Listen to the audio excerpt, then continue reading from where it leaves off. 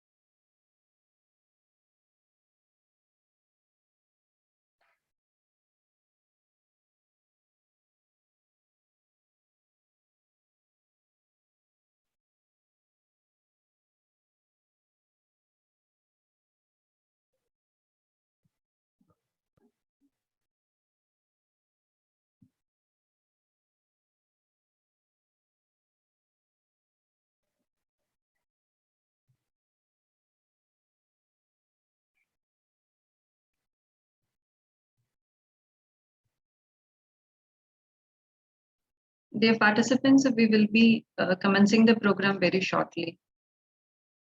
Thanks for your patience.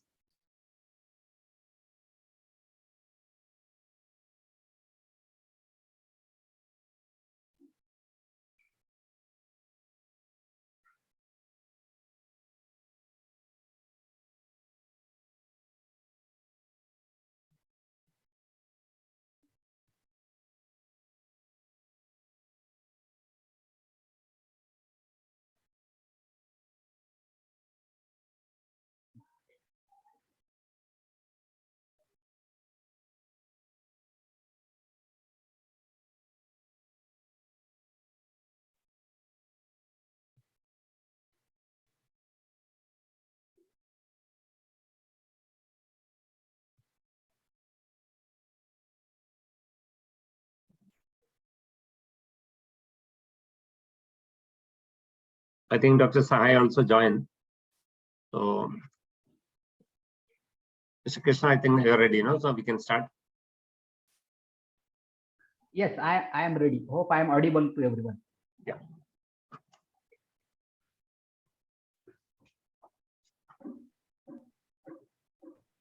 Very good afternoon to all of you, and welcome to this session on India-UK proposed FTA, and it's to discuss potential and prospects, jointly organized by FIO and BDO India.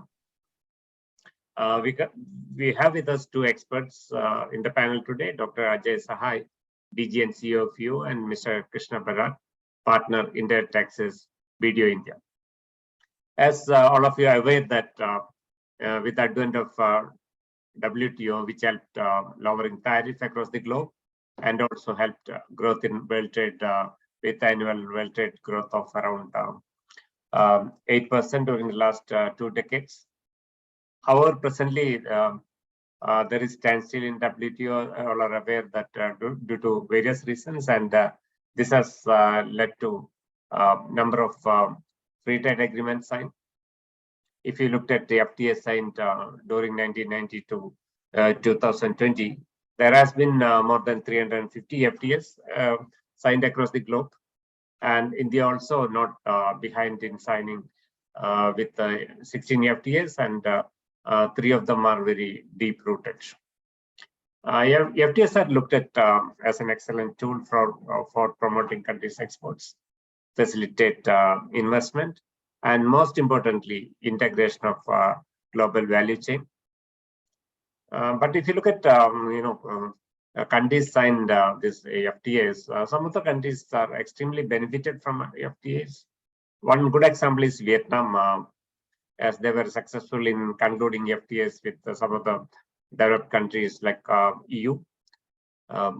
During 2009 to 2021, if you look at Vietnam, earlier they were ranking around 39, and they reached to 19th rank in 2021, while India was hovering around 18 to 15th rank only during this period. However, recently signed FTAs with UAE as well as Australia is very remarkable and path-breaking, which is expected to bring excellent benefit for India towards export, investment, etc. In this context, the proposed FTAs with another developed country, UK, should be looked at it. UK is one of the world's 5th largest economy in the world and 2nd largest in Europe as far as in terms of GDP is concerned. UK having, if you look at the UK, it's having highly educated workforce, and after its revival from the crisis of 2008, the growth in UK is much more than the expected level, with the various sectors and their expertise sectors, including pharma, engineering, military, aerospace, construction, etc. However, agri sector is contribute only 0.6% of GDP of UK and fulfill only 60% of their domestic need. But if you look at industrial sectors, 21% of GDP contributed by industry, and services is which is the backbone of UK with 75% of GDP and employing 81% of population, which shows their strength in these areas. India's bilateral trade with UK is more than 8 billion on average over a decade, and during 2021, it's crossed around 12 billion. It is expected that FTA with UK will help us in integrating value chain, and for UK, it is getting access to one of the largest emerging markets in this region, as we are presently 6th largest economy of the world. And if that as far as these negotiations are concerned, after 5th round of negotiations, there are more clarity on what each side wants and what could be achieved. In this context, we felt that it is the right time to take more inputs from the industry to push for what it wants and also protect what to be shielded. With this, I welcome all of you to this program. After addressing Dr. Sahai and presentation by Mr. Krishna Parag, we look forward for inputs from all of you during this interaction on how to double the trade with UK, especially related to your sectors. Before inviting Dr. Sahai, let me have a brief introduction about Sahai. Dr. Sahai earlier was joined DGFT, adding Policy Division of Director General of Foreign Trade, where he played a key role in formulation of foreign trade policy from the year 1996 to 2003. He was member of high-level task force of Government of India on export policy. Besides having expertise in policy, Dr. Sahai brings in the position considerable experience in the area of customs, GST, international trade, etc. He specializes in agreement on subsidies and countervailing measures, and he has defended numerous anti-dumping cases. He is a member of High Power Committee on Export Promotion Schemes, constituted by Department of Commerce, and he also expert committee member of various departments, including Department of Revenue, Reserve Bank of India, etc. He has been conferred Rajiv Gandhi Excellence Award for the best achiever on export promotion, and he also received appreciation from World Bank for his contribution on Easy on Doing Business report from the year 2016 to 2018. With this, now let me welcome Dr. Ajay Sahai for his address. Over to you, sir. Thank you, Mr. Undi, for a very generous introduction. Let me first compliment Southern Region for taking the initiative of organizing this event, which is extremely relevant and timely. Let me also thank Mr. Krishna, who will be the main speaker for that. And let me also admit that I'm as a novice as anyone who is joining that.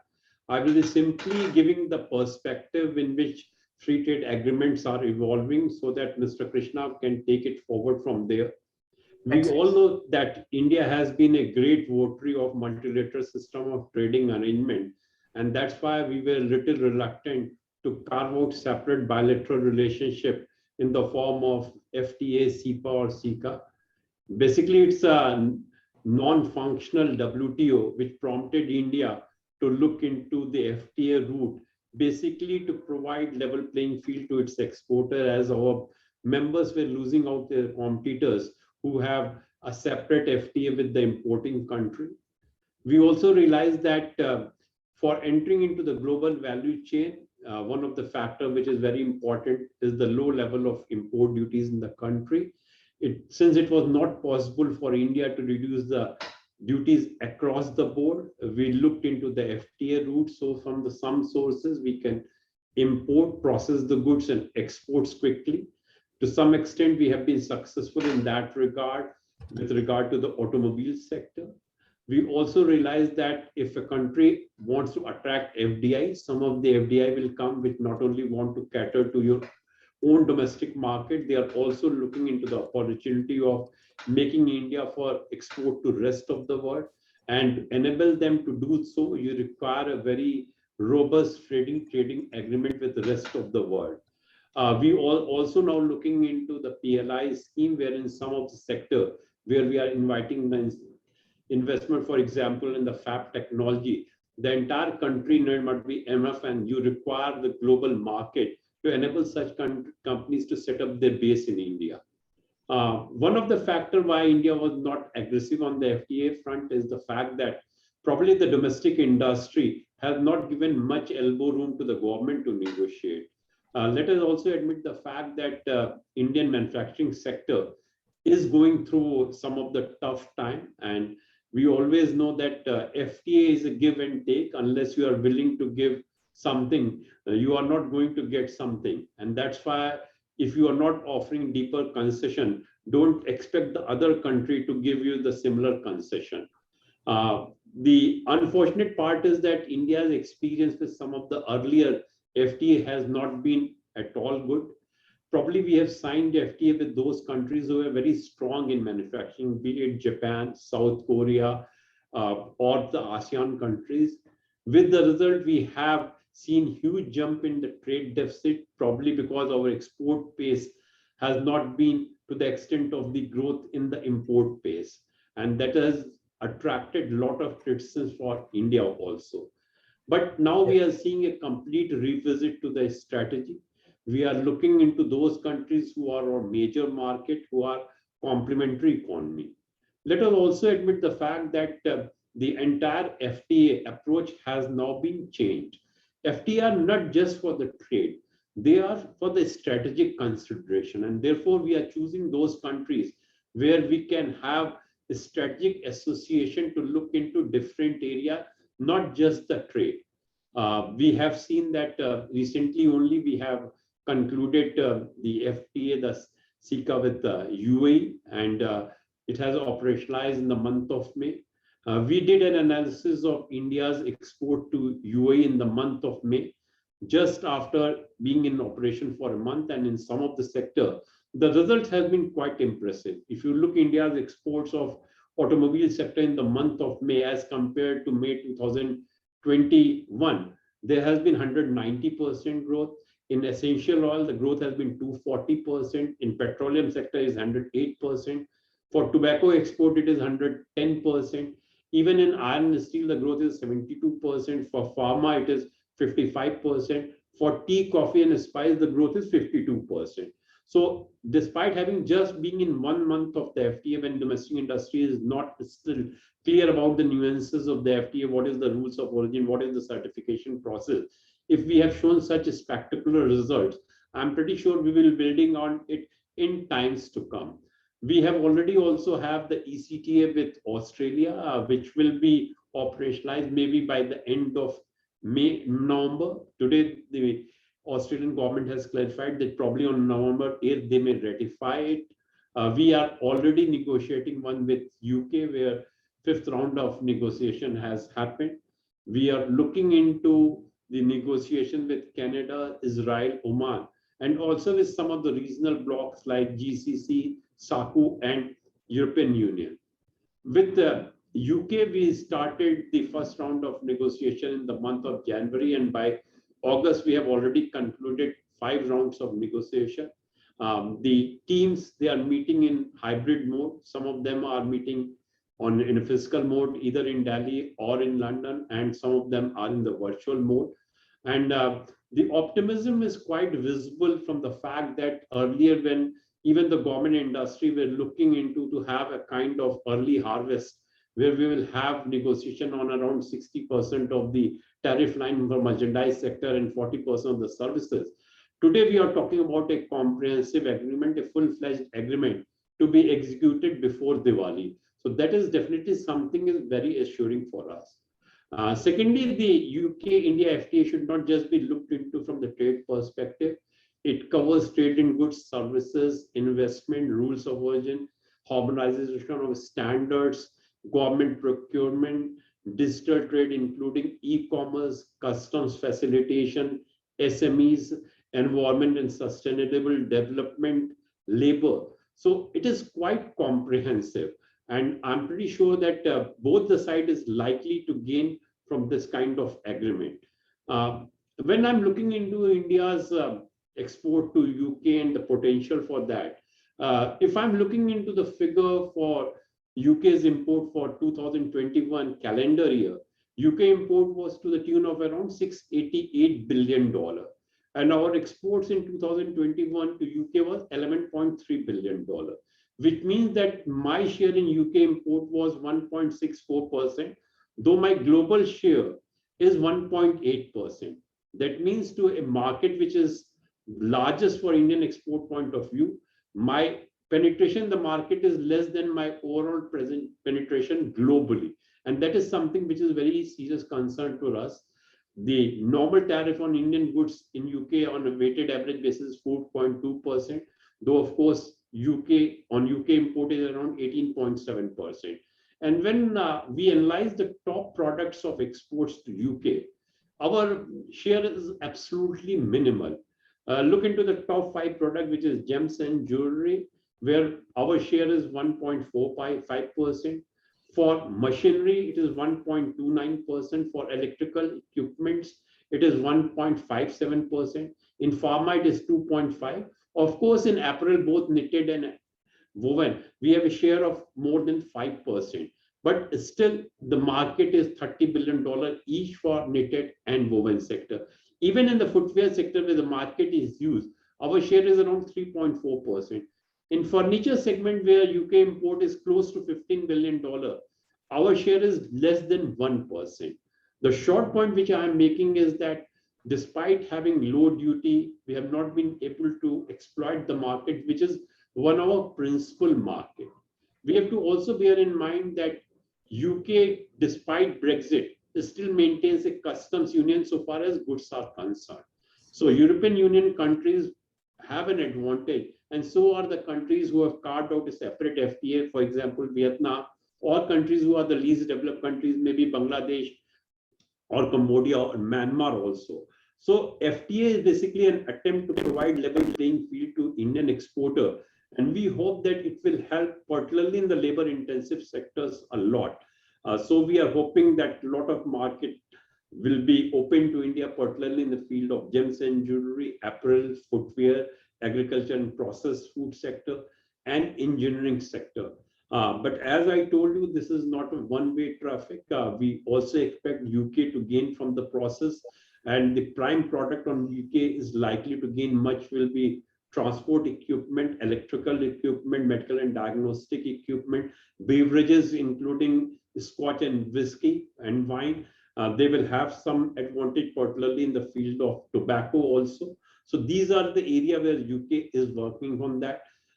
For the beverages also, let us bear in mind that beverages like whiskey will come in bulk. It is not that the bottled whiskey will come to India, and that's why we feel that this is a way forward which will make the bottling technology and packaging technology in India, which will help the sector as a whole. So when we are looking into the product, I think one has to look into a very positive way that if the bottling starts in India, the quality packaging starts in India, probably it will be good for Indian made foreign liquor also. They will have better market access also.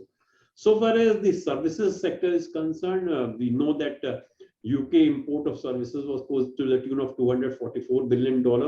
Our export was $6.6 billion in the calendar year 2021, which means that my share in UK import is around 2.8%.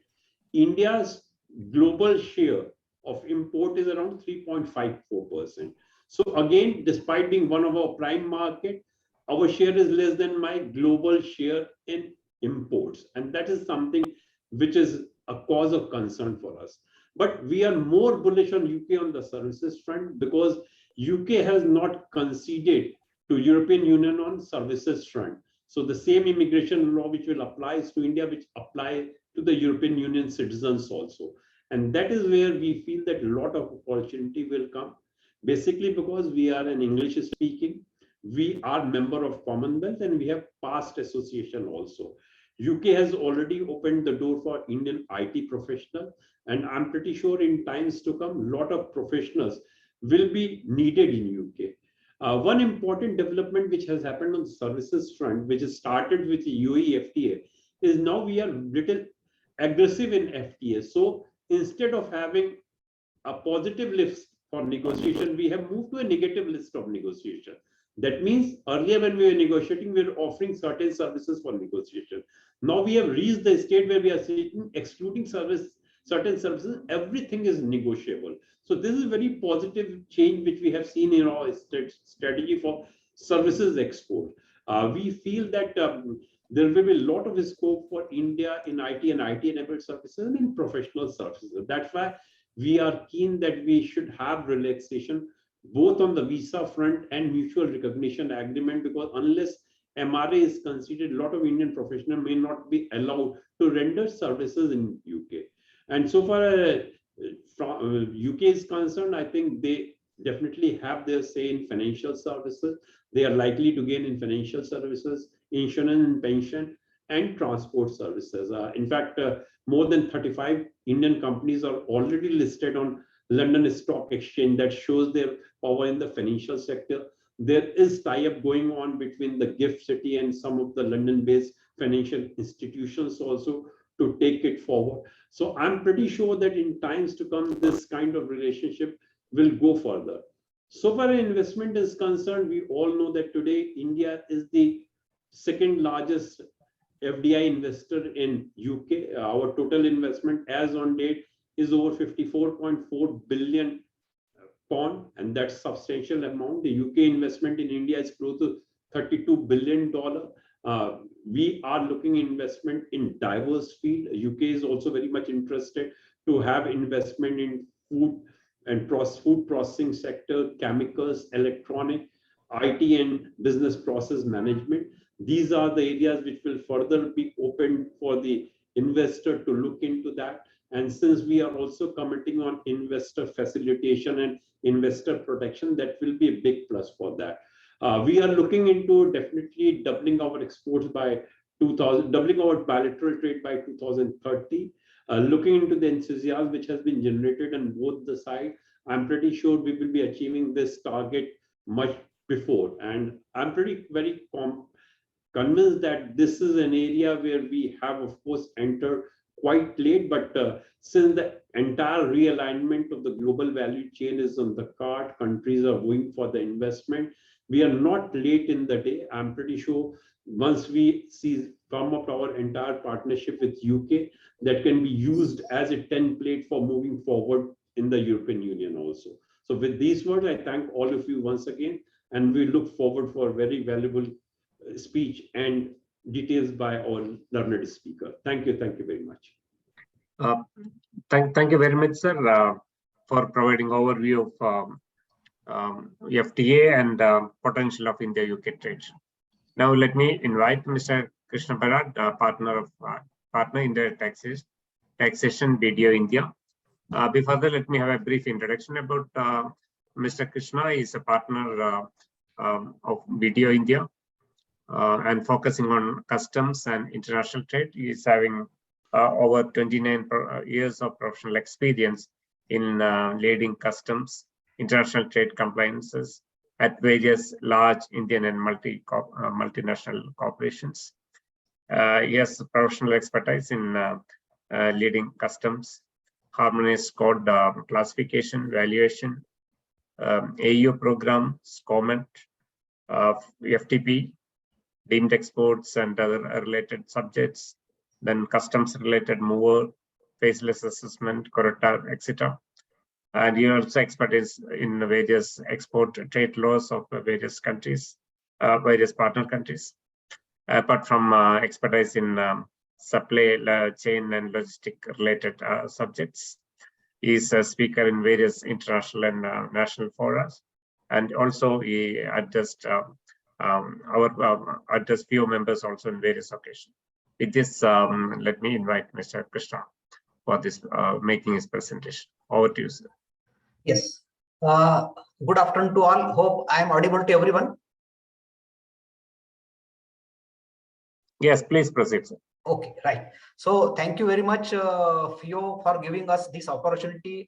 Ajay sir, thank you very much for that great, setting up the context around India, UK, and the trade and the FTA benefits overall, and the objectives around FTA.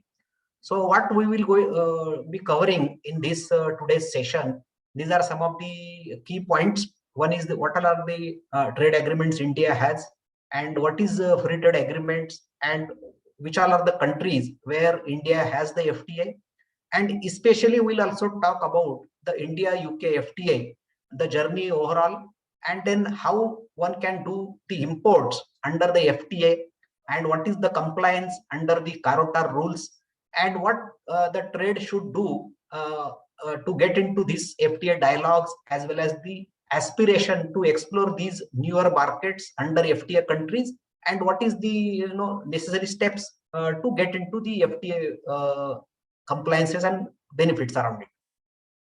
Now, as Mr. Sahai told, that this free trade agreement is an era. It goes, long after World Trade, World War II. That wherever there is a surplus of any produce or a manufacturing capability to have the newer markets, to get across the cross border for exploring the trades between the newer countries. And that's the era where the free trade agreement discussion started.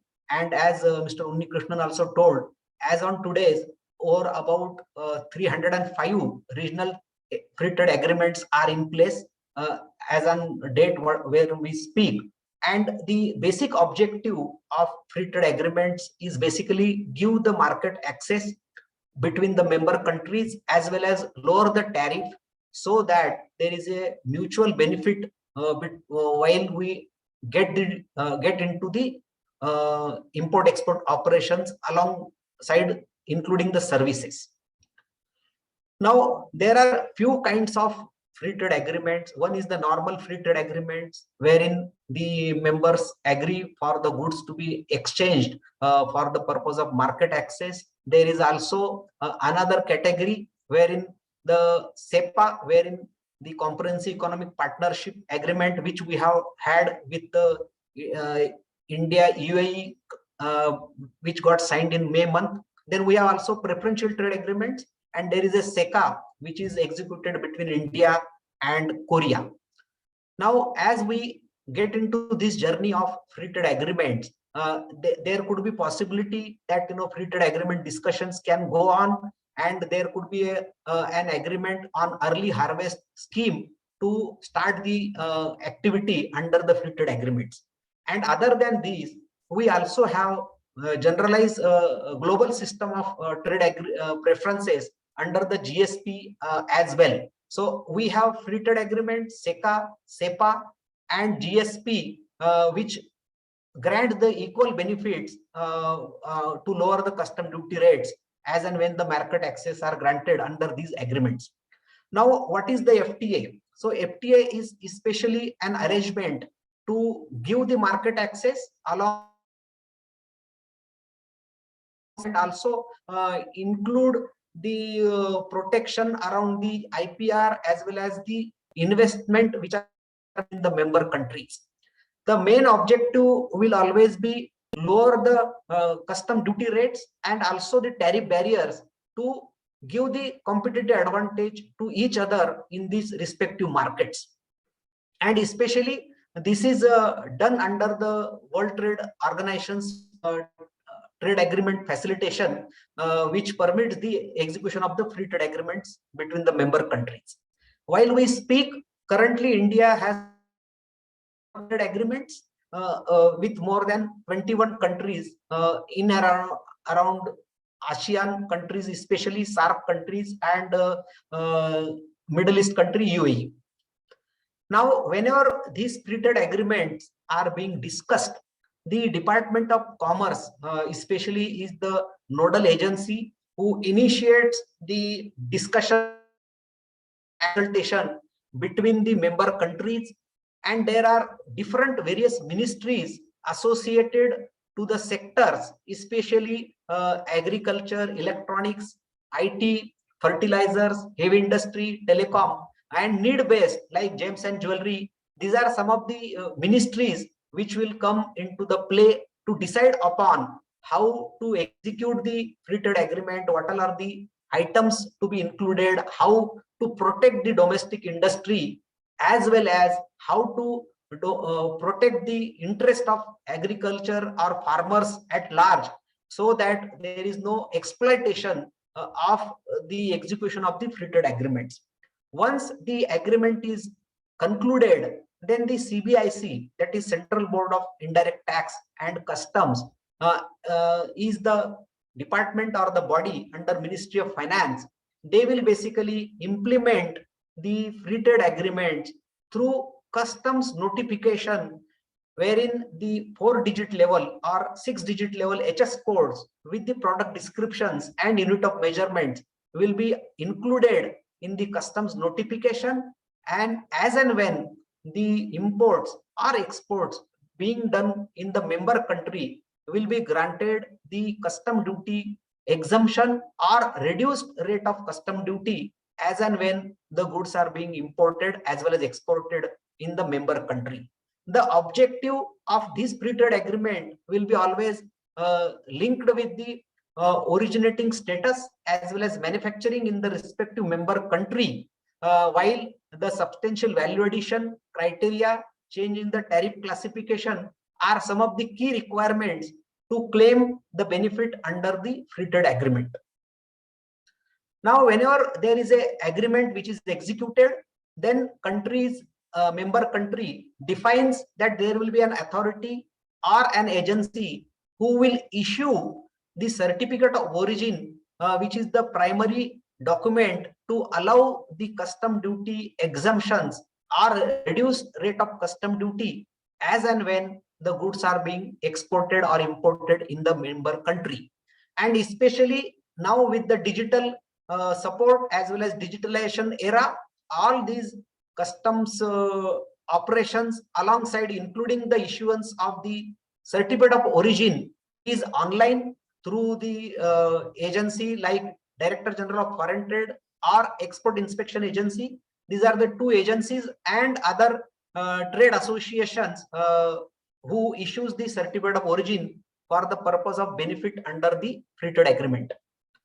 Now, obviously, while Government of India is trying hard to protect the industry and the spurious, there are some challenges which has been, experienced by the government agencies. And as we see during the budget, FM has announced that there will be some requirement to bring some control and compliance while the free trade agreement benefits are granted and exemptions in the custom duties are provided to the importers in the country. And that's how there has been introduction of Carotar as a compliance measure. We will talk about it in subsequent slides. Now, these are some of the countries where India has already executed the free trade agreements. They are already operational. Here, all the imports as well as exports, the benefits are being enjoyed by the respective importers in the country or the exporters in the respective country when the goods are being imported as well as exported. There are a few other trade blocks where India is in advanced stage of discussion. Need as well as the sectors, government is having those dialogues. So the green one, India, UK, we are in the discussion. India, Israel, we are in the discussion. India, Australia, we have already concluded the discussion. The implementation is underway, which will take place in the month of November, as Mr. Sahai told. Now, whenever we get into the free trade agreements imports, these are some of the value addition norms as well as criteria to grant a duty exemption or reduced rate of custom duty under the respective free trade agreements. And whenever such agreement is executed, the rules of origin are defined in the agreement and they are again taken into the consideration for the purpose of compliance in the customs notification as well, plus the Carotar rules. So there are two governing requirements for the importers to meet these rules of origin and value addition norms criteria as defined under respective free trade agreements being executed. So typically, if we see, there is a value addition requirement between 35 to 40% for the imports made between India and ASEAN, China and United Arab Emirates.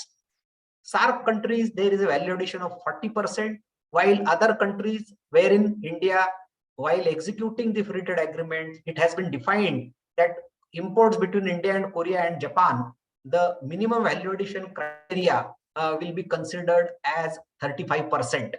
That means there is a need to have the change in the classification at 4 or 6 digit level as and when the goods are being manufactured and exported between the member countries. This is the foremost important requirement to claim the benefit under the free trade agreements.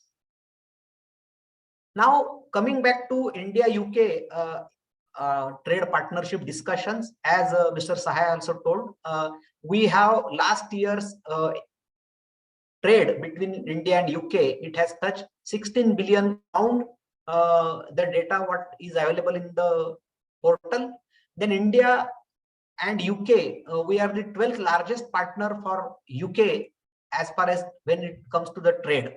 And India's main exports, as we see, they are typically garments and textile, machinery and instruments, petroleum products, and alongside gems and jewelry is one of the upcoming sector. Alongside there are drugs and pharmaceutical, marine products, where we have major exports going to UK, while imports from UK are predominantly are capital goods and some other equipments and machineries, etc., including electronics, etc. And we have large relationship on the gems and jewelry and other specific sectors where we have good market access to UK as a trade. Now, what is this discussions which has been happening for long, almost 8-9 months? These are some of the key highlights of the memorandum which has been executed between India and UK, and we are aspiring to have the relationship on the cyber security as well as the technology hub and manufacturing sector. We are having different initiatives, and we are also working on growth equity fund, as well as the more and more artificial intelligence and digital healthcare initiatives to be exchanged between the both countries as and when we progress on this journey of the free trade agreements. And also there is an opportunity for UK government to have the access to the Ayurvedic medicines, etc., in the country. Now, what is the journey? The journey is called as 2030 roadmap, which has been discussed between our Prime Minister and UK's Prime Minister, and these are the key sectors which has been agreed upon for the bilateral trade, including the major one are financial cooperation and economic cooperation, defense and security. These are some of the key areas which will be focused while we have these trade dialogues and discussions ongoing as a part of the India-UK roadmap 2030. Now, what is the need? So basically, the objective is to reduce the tariff for the imports and exports between both the countries, remove the red tapeism, or reduce the non-tariff barrier, and have the smooth exchange between the both the countries for the purpose of goods and people exports as well. Now, this is the journey. It started long back for since 20 April, and it continued on various period because of some political disturbance otherwise. But yes, we see there is a progress which has been started in 2018, and we are now in 2022.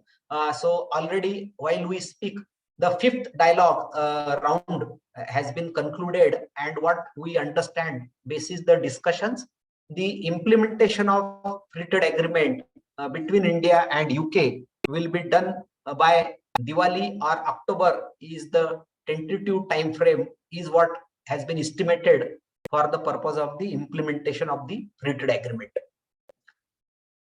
Now, whenever we want to have these imports, what we want to see under the free trade agreement, these are some of the key steps one can evaluate whether it is imports or exports between India, UK, or other FTA countries as well. One has to look out which all are the HSN codes which are covered by the FTA notification. What is the description, whether it is 4-digit HS code or 6-digit HS code. Then also check with the supplier that what is the bill of material and what kind of manufacturing activity and value addition norms and criteria as defined in the free trade agreements, whether the supplier is in a position to provide the input and the data to meet the compliance. And then of course, as and when the agreement is there on the provision of the information, then the importer can import the goods. We have the certificate of origin as stated under the customs notification, and then we arrange for the custom clearance. provide the proper disclosure under the Carotar rules and the Form I when the custom broker files the bill of entry. And of course, as per the Carotar rule, we need to maintain the record of imports as well as certificate of origin and other associated information for a period of 5 years. And every importer is subject to audit and by the customs administration to see the proper utilization of the imports made under the free trade agreements. Now, this is typically the procedure. Whenever we do the imports, we file and provide the documents for the purpose of getting the goods cleared from the customs frontier or the custom port. Now, whenever we want to claim the benefit, we need to produce the certificate of origin in original, which is issued by the specified agency under the free trade agreement executed between the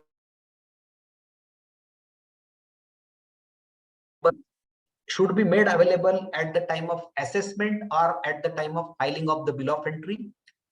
There are instances where the certificate of origin are issued within 3 days after shipment, and at a time after shipment also there are certificate of origins wherein the remark is put that issued retrospectively if there is a delay for certain reason wherein the exporting partner agency. So please remember, within a week's time at the most, we need to produce the certificate of origin after exportation of the goods. If any delay, then we'll have to just agency to grant the certificate of origin under the free trade agreement. There is a prescribed format for each region, India, UK. When the FTA agreement is concluded, the necessary format will be forming the part of the customs notification to get the certificate of origin as and when the shipments are being made between the member countries.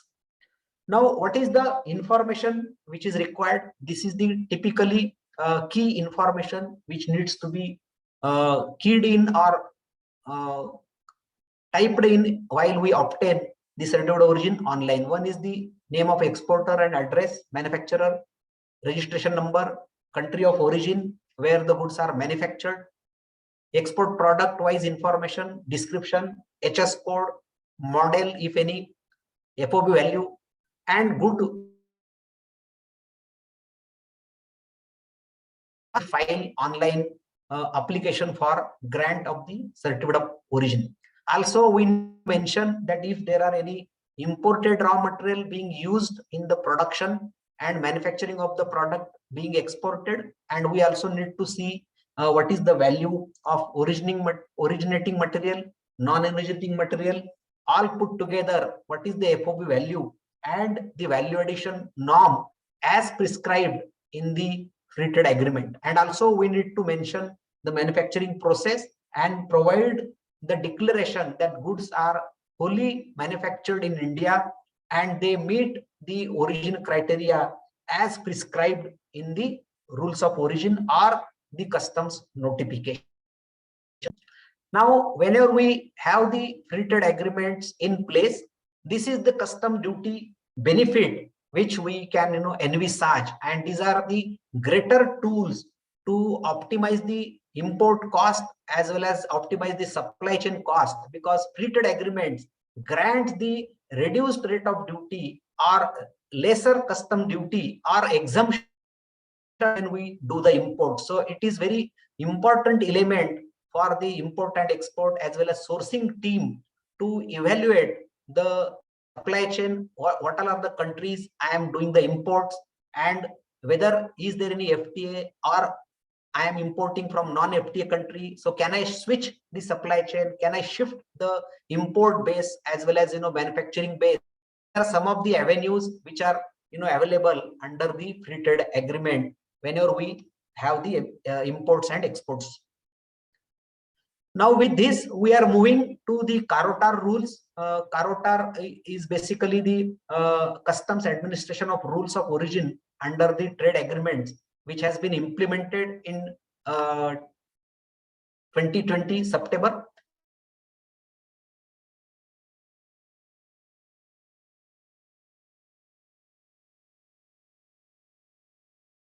With this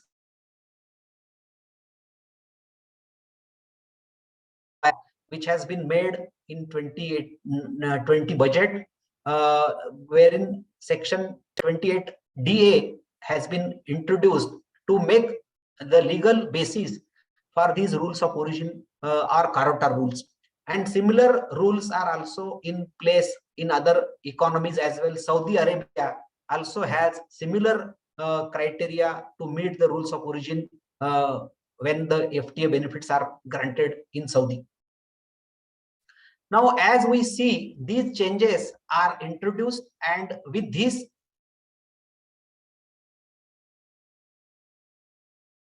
declare certain information in Form I and select the appropriate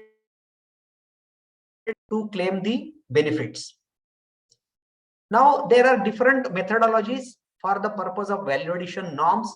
These are highly technical, and also it requires due evaluation when we get into the FTA benefit. And this is the specific area wherein the importer has to get this validated through this manufacturing and sourcing team before we conclude the decision that we will go for the imports under the free trade agreements. Now, this is the methodology which is given as a sample illustrative mechanism. If my raw material cost and manufacturing and overhead cost is say 60%, and then my sale price is 40%, then obviously I will be eligible for claiming the benefit under the free trade agreements. If my value addition is not coming to the prescribed limit of 35% or basis the calculation methodology given in the free trade agreement, then I will not be in a position to claim the benefits under the free trade agreements. And this is also again an analysis which one has to do before importation and before claiming the FTA benefits to avoid the further issues and challenges. Now, if at all anyone violates the compliance around free trade agreements or the Carota rules, of course there are the consequences of violation of these compliances. One is that there will be litigation into, then obviously it will impact the brand value of the company reputation, and of course there will be a scrutiny of imports made up to previous period till 5 years from the date of importation. And of course there could be possibility of fines and penalty or long drawn litigations which will result. On one side, we urge the importers as well as exporters to be mindful to get into the benefits of FTA is an opportunity, while on the other side we also need to see that how to balance the compliance so that we can avoid the issues and challenges around it. Now there are some examples and key talking points which I would like to highlight over here. One is that in the recent past, the trade, the issues which has come up. One is that making false declaration that goods are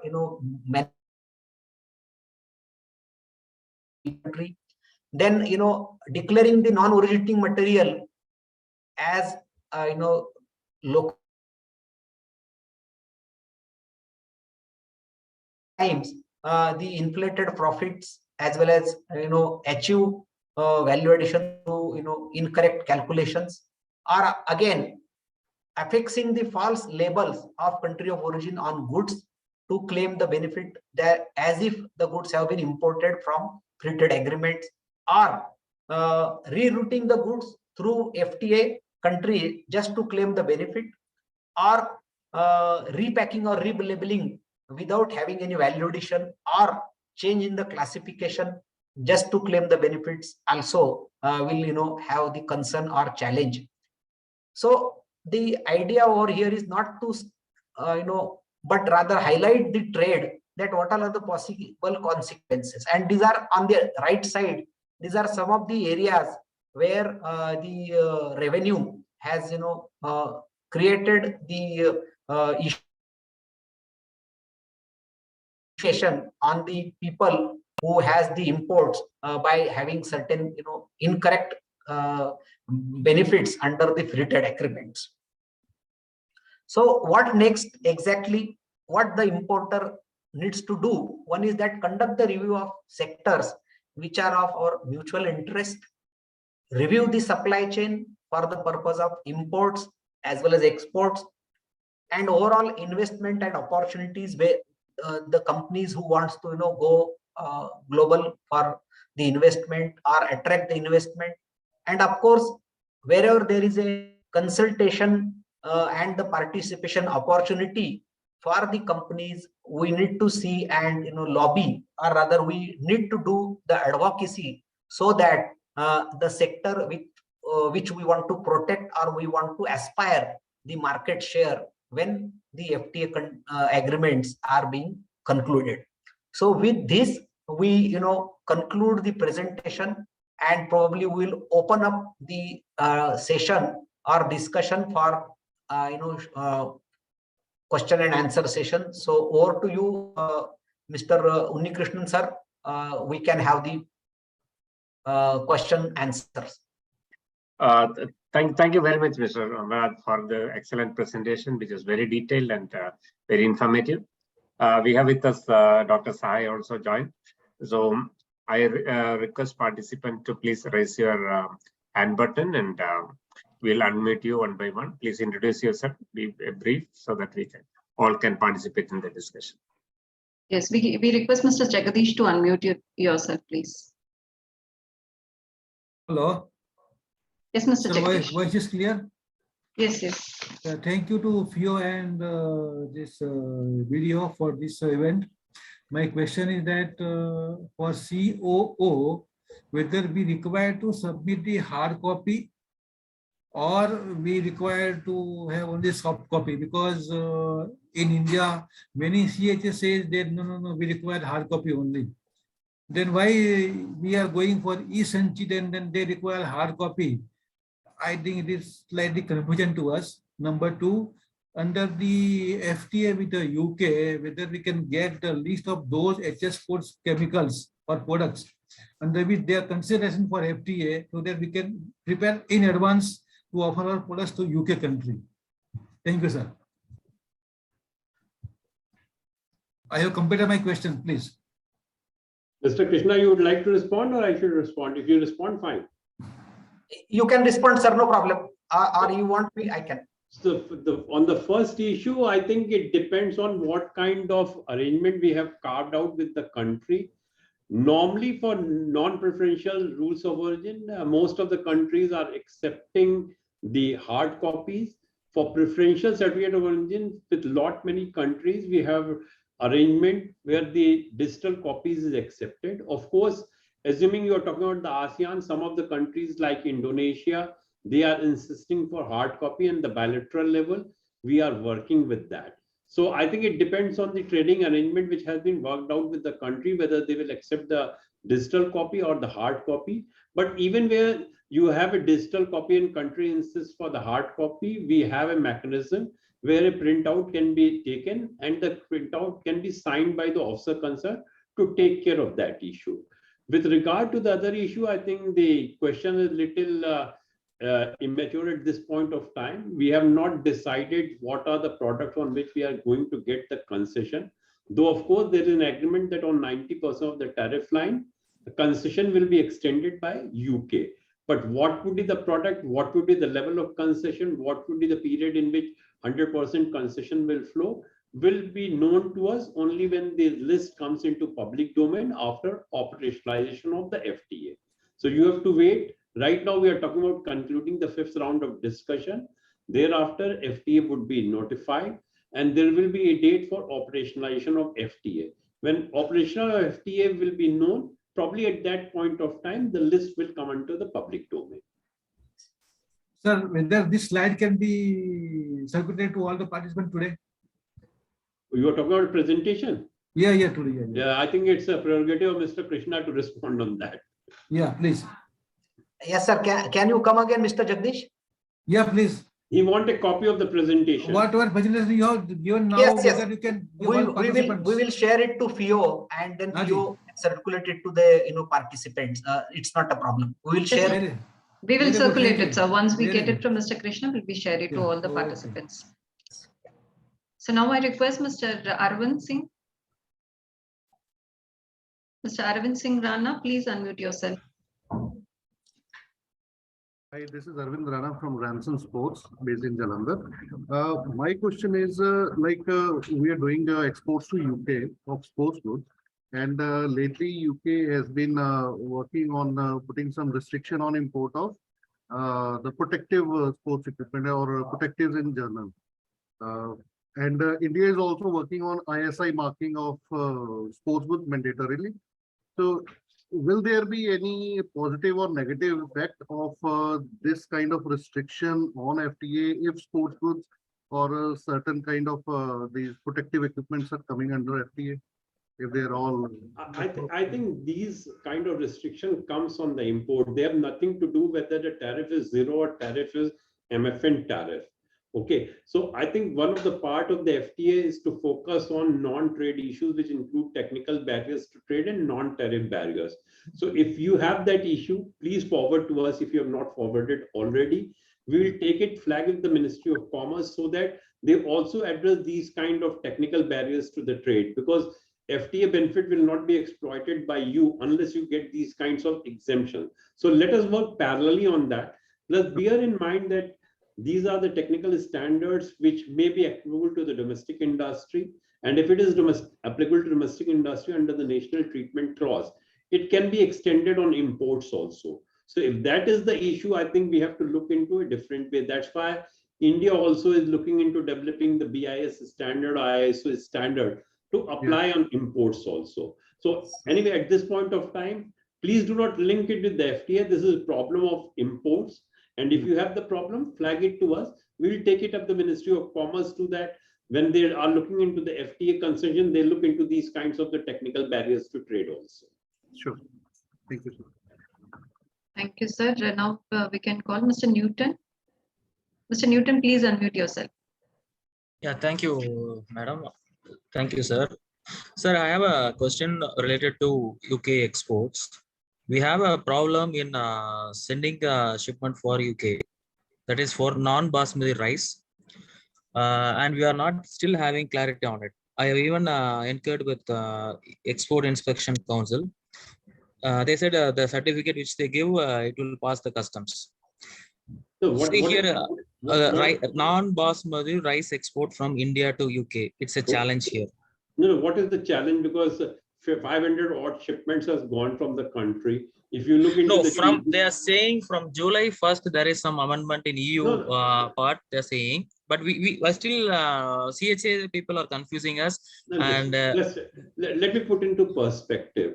Any export to EU 27 countries or to UK or Iceland, Norway, Switzerland, Liechtenstein, that require an EIC certificate. Rest of the European countries, the certificate was supposed to come into place from 1st of July. That has been deferred to 1st of January. So for UK, all along EIC certificate was required, and that is still required. So take an EIC certificate and you export. There has been no change in the policy so far UK is concerned.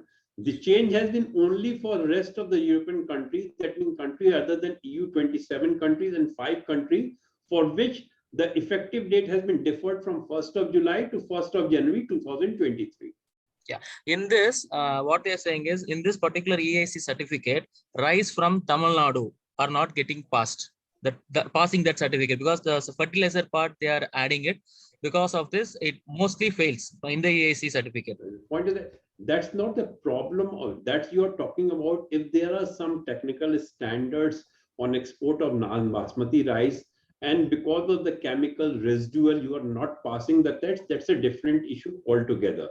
I'm not sure whether that's a problem of UK. That's a problem because EIC is not allowing such certification if the residual level of chemical is beyond a point. So if you have the residual level of chemical which is beyond a point, you have to look into your production process. That's why for the agriculture sector, traceability becomes very important. So you identify at which point of time these chemicals are exceeding the limit so that you address it. So look into from that perspective. Okay. Thank you, sir. Thank you. Thank you, Mr. Newton. Now we can call Mr. Nanda. Please unmute yourself, Mr. Nanda. Yeah. Good afternoon, sir. Thank you. Sir, I have a question. We plan to export our products to UK. This is mostly on the automotive parts. My question is there any minimum sales value that we need to consider this, to avoid the concession? Any minimum sale value that we need to keep it in our to avoid what? Minimum sales value. To avoid what? To avoid FTA, I mean trade benefits, I mean duty benefits. No, I think for FTA, there will be rules of origin. There are general rules of origin. There are product specific rules of origin. I have not seen an FTA where they prescribed a minimum sale value. Whatever is your sale value, look into whether you are adhering to the value addition norms, which will be prescribed with reference to that product. So look into the rules of origin which UK has carved out for this product with the rest of the country. Hopefully the same kind of rules of origin will be pushed by UK for dealing with India as well. But after all, it will be the final notification which will clarify the matter beyond an iota of doubt. Okay, sir. Thank you, sir. Now we can call representative from SKV. Please unmute yourself. A representative from SKV.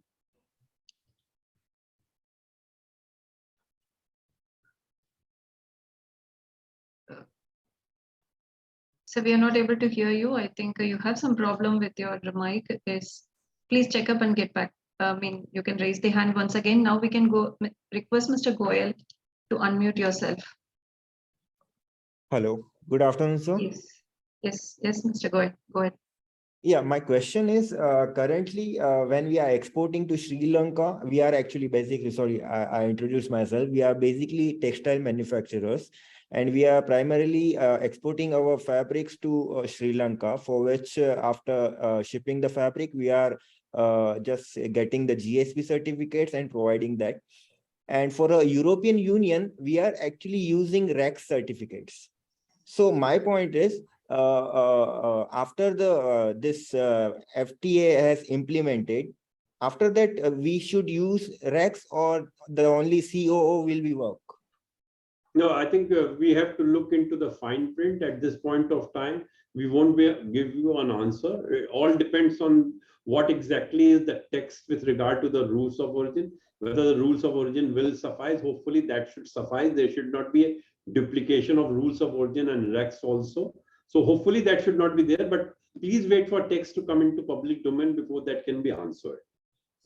Okay, thank you, sir. Thank you. Now we can call Mr. Rajiv Sharaf. Please unmute yourself, Mr. Rajiv. Yeah, hi, good evening, and thank you very much for giving me the opportunity. I have two questions. One, what is the timeline we're looking at for the closure of the FTA? And two, is it possible to see the draft FTA so that we can give some inputs with respect to our specific products, etc., or to request for any change in any provisions, etc., in favor of us as an industry? I am from stone industry, for natural stone industry. In fact, I think the time has already passed to give the comments on the draft. As I told you, we are finalizing the agreement by 31st of August. Thereafter, it will be a kind of announcement of that, which may happen anytime before both the countries seek the necessary approval. The list which has been exchanged between the two countries was already circulated to all the association, and FIO has already circulated to its member to seek the comments. Whatever comments have come and whatever we can analyze from the database which we have already furnished our comments on that. So I think we have already crossed that stage. It may not be possible to talk about the draft list at this point of time. We will see the final list only when the agreement is operationalized, but the list will be freezed on 31st of August. Okay, okay. Thank you so much. Thank you.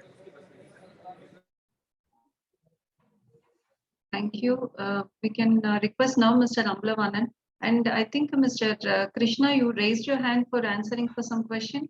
Yes, yes. Yeah, please. Mr. Gohil asked for the Rex registration, or rather Rex will continue. So the answer to the question is that UK has been from EU as an independent economy.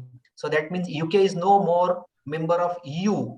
So and that's why EU India is now having the FTA with UK. So obviously post implement FTA, or even today also, you when you are exporting the goods, you cannot use the Rex registration because it is for EU as a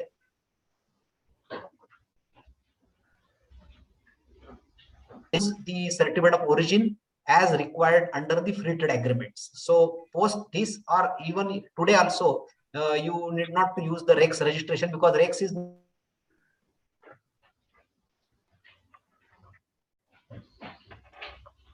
Thank you, Mr. Krishna. Now it's over to you, Mr. Amblavanan. Good afternoon, sir. One of our major buyer is importing to Germany and then distributing to all European countries, including UK. Now, to get the advantage of FTA, how this will have to be exported, sir? Since UK is the only country where we will be getting a duty reduction or exemption, and all other countries are under EU, it has to be sent separately, or even with the present arrangement, we can enjoy that FTA benefits. So you are saying that you are sending the goods which meet one of the European countries, yeah, either Netherlands or Germany. Okay. From there, let me frame the question. You are saying that you are exporting a product which meets the rules of origin requirement for India UK FTA. It is part of the India UK FTA, but it is shipped to Germany, and from Germany it is being exported to UK. Yeah, by the buyer. By through the their buyer. own arrangement. Yeah. Because for the merchanting trade, this kind of certificate is accepted, where people, let us say, buy from Australia and send it to Germany and Indian origin goods, because the certificate of origin in that case remains that of India only. So from that analogy, it should, but I'm not sure whether for FTA, they will insist that goods are exported from Indian territory. That I'm not sure. Mr. Krishna, would you like to add? Yeah, so sir, especially like today also we have lots of trade coming in from Singapore, and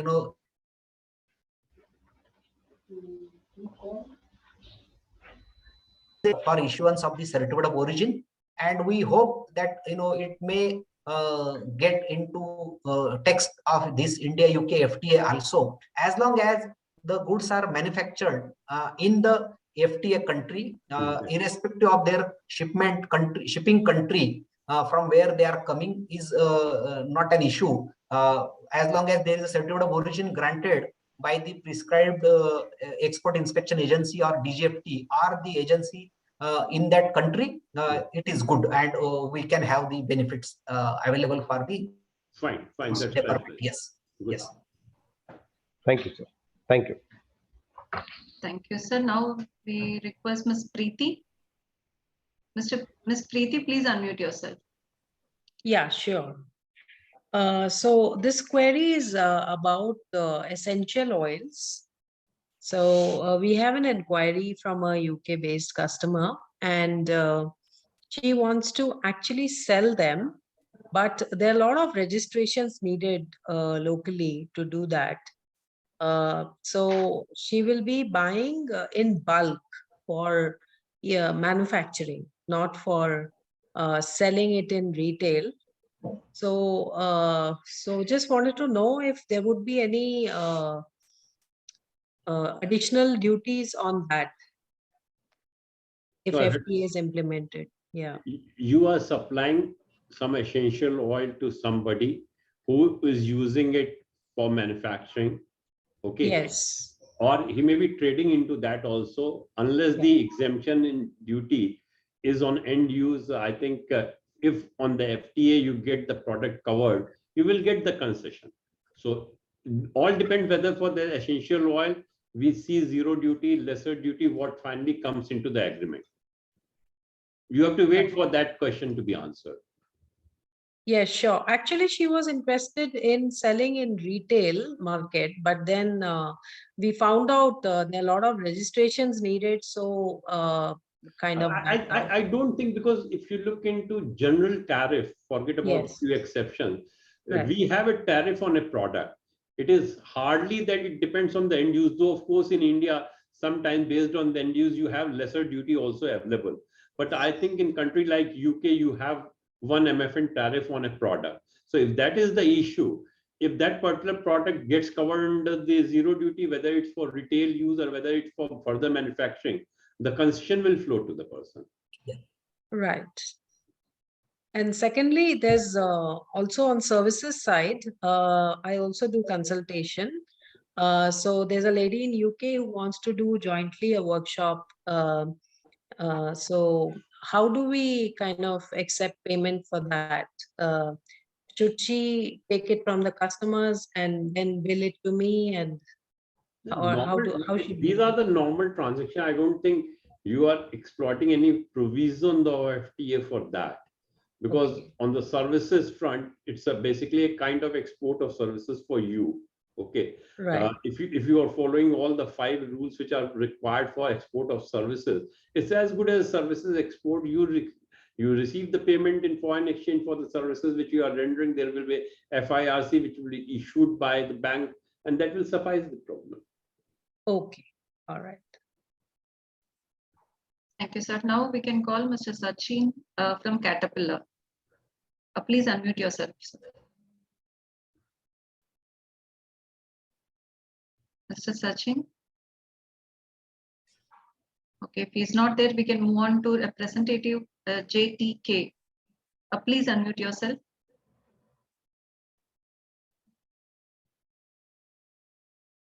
JTK, a representative from JTK. I think we have a problem with your mic, sir. We are not able to hear you. So we would like to. Can you hear me now? Yeah, yes. Yes, sorry for the mic trouble. Thank you very much for your and video for this presentation. I have a query with respect to certificate of origin. If there is a merchant exporter and can merchant exporters get this facility of FTA under certificate of origin? And if yes, there is a problem that we have to inform our manufacturer details in the certificate of origin. So how can merchant exporter reveal his manufacturers, sub factories details? That directly the buyer importer will go to the factory. Can you just give a clarity on that, please? I'm not clear, because these kinds of transactions are happening. When you're getting the certificate of origin, it provides details of the manufacturer, and same set you are sending it to the buyer also. Yes. So like just to give a clarity, there needs to be a name of exporter or manufacturer or producer. So in that we put our name in the first title. Okay. Then in the second point, they require producer's name, address. Okay. Yeah. So now if a merchant exporter gives his manufacturer's details, then directly the buyer will go to the manufacturer. But that's a problem which we will not encounter. That will be encountered by all the countries where any trader is exporting. So yes, how this is being addressed by other countries, because this is not a problem which is exclusive to India. This can happen to a supplier in Europe also.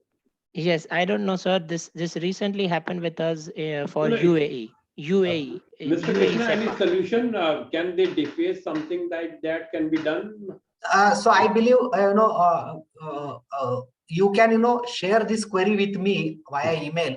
But because see, these details you will only give to the agency for issuance of the certificate of origin. It will not go to the overseas counterpart, because I don't see in the format there is any such need, because exporter can be merchant exporter or either manufacturer. It cannot be both. Yes, Unless until it is a LC document wherein you have to put that, but again LC also will not have such provision. So sir. maybe you can share the query via email to have more specific understanding of the issue, because this is a normal merchanting trade comes as a part of the business. Even RBI also has provisions, and it is a routine feature for the international trade. Yes, sir, you are absolutely right. But without the manufacturer detail, the certificate of origin was not being issued online on the DGFT website. No. And is it a part of the input, or it's a part of the final certificate? Both. Then it's a problem, because what Mr. Krishna was telling, and that is my impression also, that it's part of the input. It is not reflected in the final certificate. No, it is reflected in the final certificate in the box 2. I will if we can get Mr. Krishna's email ID, that will be great. We can share, because this is then this can be a problem for the whole trade in general. Yeah, I have messaged you my email address. You can reach out to me separately, and we can take it forward, because it has never come to our notice also, because we are also in the discussion and interaction. Maybe if it is some typical case, and it is India UAE SEPA, right? That's what you are referring to. Yes. So because it is just implemented on 1st May, so let us have a look. No problem. Sure. Thank you, sir, for your reply. Thank you. Now, Mr. Sachi, can you try once again to unmute yourself? Yes, sir, please. Yeah. So good evening, sir. Thank you so much, Mr. Ajay and Mr. Krishna. It was very useful session, and thanks to Fio as well. And this is Sachi from Caterpillar, and we are into manufacturing of earth moving equipments. And I have a few questions, sir. Like with respect to the self-certification, which we are self-declaration we have been giving under REX, European Union. So what we understand from UK government was that UK continued to extend this benefit, till end of this year, till they finalize their own, GSP. So that is how we have been submitting our self-declaration undertaking, and we are availing this benefit. But I don't know whether Krishna says that the self-certification is no more applicable, since REX it belongs to the European Union. May kindly be clarified, sir, whether we are compliant. One thing. Second thing is, and whether this UK India FTA template has been finalized. That form, certificate of origin, I am referring. Because once the form is freezed, the template is freezed, we are facing a lot of challenges in terms of, the authorities in export inspection agencies are saying, you should not mention in case of third country invoice shipment, they are saying, you should not mention you have to mention the value of exporters. See, obviously, when we make third country shipment, we cannot refer our, we cannot disclose our actual exporters value. Right? Otherwise, the actual cost will be known to the customer. So these are all some practical difficulties, and they are insisting us to mention the invoice number of both of us. So many clauses they are putting. So before implementation or before freezing the template, if we come to know what all are the informations need to be disclosed in the form, that will really help us to share our thoughts, our concerns, before freezing the template, sir. That is number 2, sir. And third thing is whether this Australia and UAE agreement has already been signed off, and whether the HSN list has already been circulated to industries. That is the last one, sir. So let me address the two issues. One is that, of course, with the UAE, the list has it has been operationalized from 1st of May. The entire list is on public domain. You can access the Indian Trade Portal. The list is there. You can put a product description. It is already there. For India, Australia, the ECTA has been signed, but the list has not been finalized. So you have to wait till November so that it is available to us. So far as the template is concerned, again, I will say that we are a little late in the day at this point of time. I'm not sure whether on the rules of origin, they have finalized everything or not. But I will still say that if you have problem in providing the information, with respect to the existing FTA. Please highlight those issues with us. We will share with the government. So at least some view emerge on those issues. EIC may be wrong in implementing the provision. We can look into that. If they have genuine concern where industry is having some problem, we can flag it. So let us not wait for the template to come. Please highlight to us what are the issues which you are facing in the execution of the current FTA which are in operation. Let us flag that to Ministry of Commerce. I'm not sure whether EIC is correct in their interpretation or not, but let us look into an objective manner with a view to resolve that. Let us not wait for template to come, because by that time everything will be formed up. Okay, so thank you very much, sir.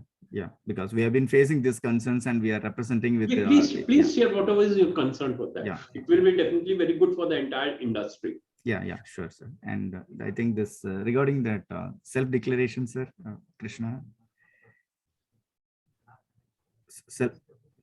Krishna, you have any kind of advice on that? Self-declaration regs being used for UK even after Brexit? Yeah. So now see, as I said just a while also, Mr. Gohil also asked the same question. So it is, because the regs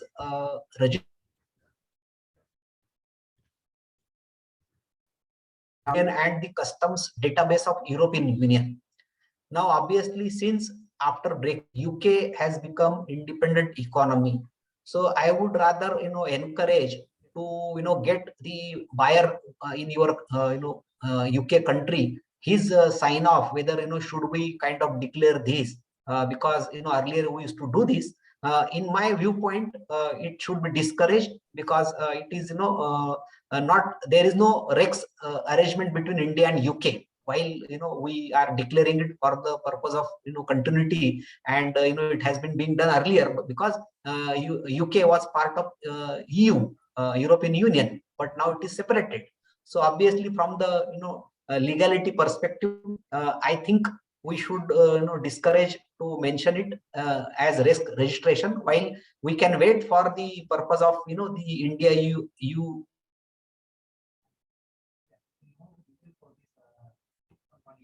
to play. But till then, you can check with your buyer whether this Rex will have any compliance issue in his country, because in any case there won't be any benefit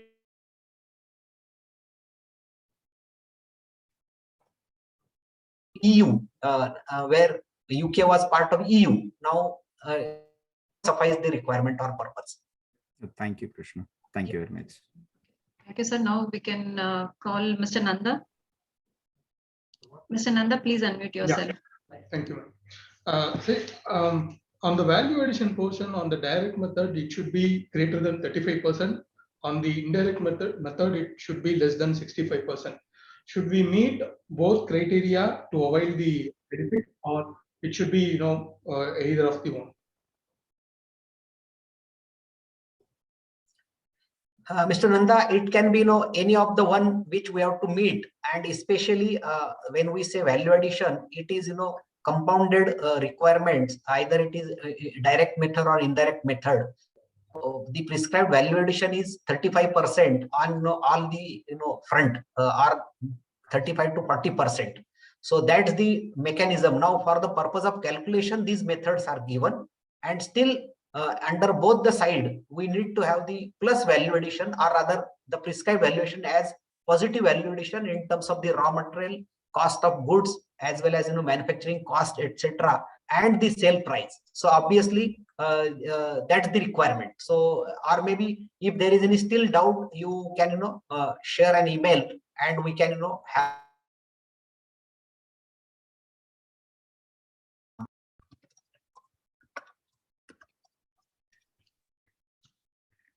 Thank you, sir. Now we can move on to Mr. Subir Ghosh. Mr. Subir Ghosh, kindly unmute yourself. Yes, I had one question. Do we already have the tentative list of items which UK will allow us for preferential tariff? We are exporter of bicycle under the 8712 and 8714. Sir, you are on mute. Sir, you are on mute. Ajay, sir, you are on mute. So we have the list on which we have sought the comment. Whether that will be part of the final agreement or not, we are not sure. But since 90% of the products will be eligible for concession, most of them will be covered under that. Since you have waited for that, either we can share the list, we can see whether cycle or bicycle, whatever item you are looking for is part of that. Share the HS code of the product you are looking at. At least we will tell you whether that's part of the proposal or not. If that is not part of the proposal, then definitely it's out of the race. But if it is part of the proposal, whether it will finally figure or not, I'm not in a position to give you a very concrete answer, but hopefully that should be part of the final list. So please share the HS code of the product. We'll check from our end whether we have sought the comments on those products or not to give you some kind of a tentative reply. Okay, I'm sharing it on the chat box. Fine, fine. Silnagi, just take a note and forward it to us. Sure, sir. And now we can call Mr. Goyal. Mr. Goyal, please unmute yourself. Yeah, sorry, actually, I just have the second question in my mind. As some of the members just discussed that what if we are shipping the fabric, like we are having the order from the UK buyer, but they have insisted us to ship the fabric to Sri Lanka.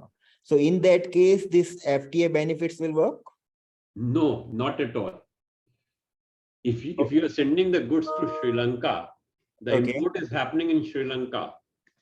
So where's the question of getting FTA benefit? It is not a customs clearance by UK authorities. And so what will happen if the whatever fabric we are shipping to Sri Lanka, they are making the garments and they are sending that particular garments to UK?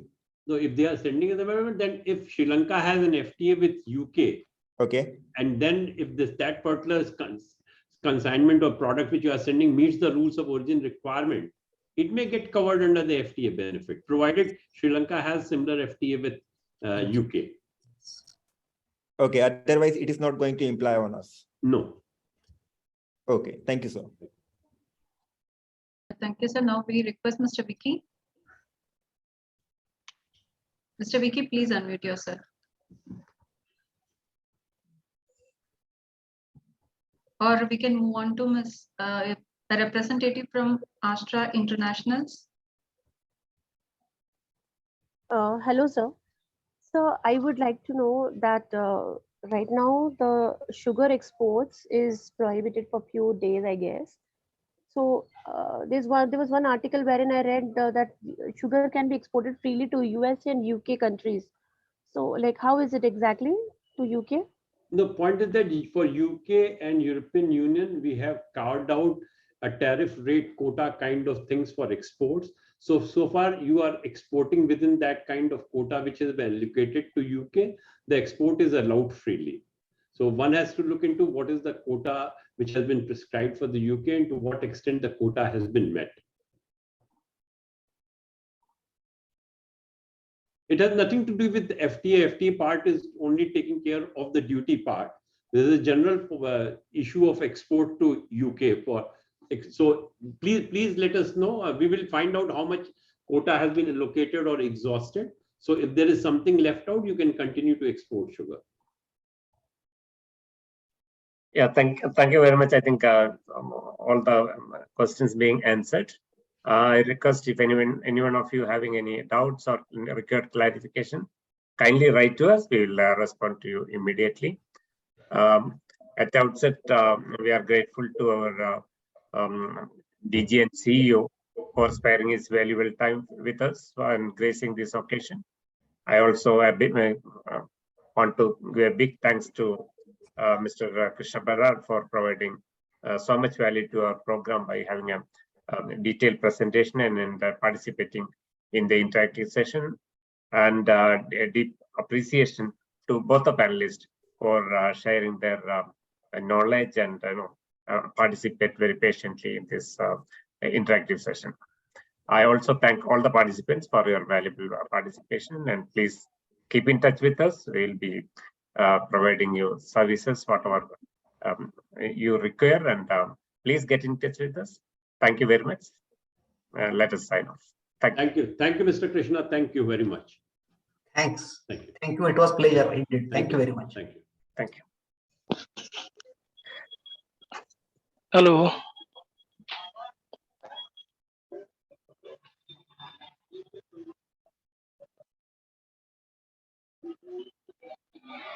Hello.